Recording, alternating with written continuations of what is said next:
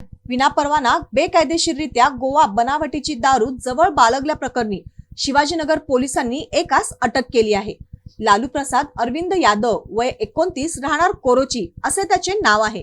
त्याच्याकडून 2,28,000ची गोवा बनावटीची दारू आणि 3 लाखांची स्कोडा गाडी असा 5,40,000 रुपयांचा मुद्देमाल जप्त करण्यात आला आहे।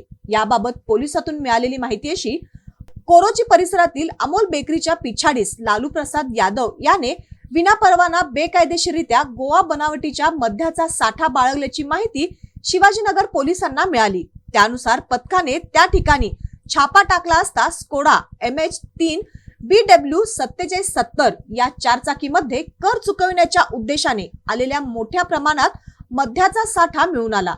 त्यामध्ये 2,28,000चा गोवा बनावटीचा मद्याचा साठा, 3 लाखांची स्कोडा कार आणि 12,000 रुपयांचा मोबाईल असा 5,40,000 रुपयांचा मुद्देमाल जप्त करण्यात आला आहे।